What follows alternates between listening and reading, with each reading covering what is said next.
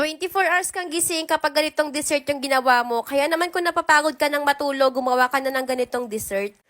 Pwede mo rin itong i-stock sa ref para mas lalong maging masarap. At para naman sa perfect na pagkaluto sa sago, magpakulo ka muna ng tubig tapos ilagay mo na yung sago. Niluto ko nga pala itong sago na mga 10 minuto. Tapos tingnan mo naman makalipas yung 10 minuto kahit papaano ay meron pa rin siyang puti sa gitna.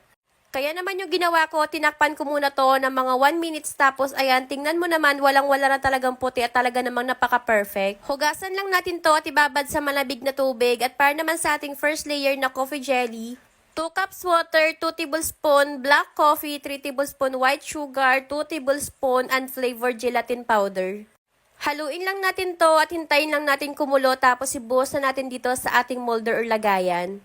Para sa second layer, ayan, isang can na evaporated milk tapos 2 tablespoon na unflavored white gulaman. Nag-add ako ng isang kutsarang white sugar, optional lang, tapos simmer ulit ng ilang minuto at pwede nang ibuhos itong second layer natin. Make sure nyo lang na yung first layer ay medyo matigas na para perfect yung pagka-layer nito. Para naman sa last layer, 2 cups of water, 2 packs naman na instant coffee. Mag-add rin tayo ng 2 tablespoon gulaman powder.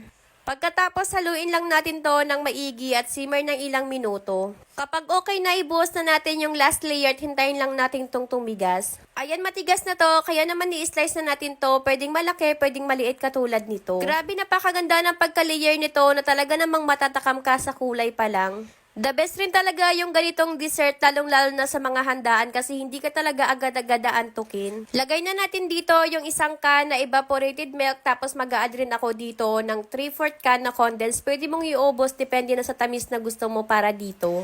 Ayan, maglalagay nga din pala ako dito ng all-purpose cream pero optional lang naman to. Mas creamy lang at mas lalong magiging malinamnam siya kapag merong all-purpose cream. Panghuli naman natin na ilalagay dito yung sago. Grabe yung sago natin. Talaga naman napaka-perfect ng pagkaluto. Kahit ilagay mo yan sa ref ay talagang hindi yan magtitigas. Nagtunaw na nga rin pala ako ng 2 kutsara na black coffee. Tapos ayan, binuhos ko na dito para mas lalo maging matapang yung lasa niya. Na talaga namang sa sobrang tapang nito ay magigising ka talaga 24 hours. Ayan, ready na to at pwede natin ilagay sa ref. Tapos kapag malamig na, pwede mo nang enjoyin to. Jelly, sobrang creamy oh.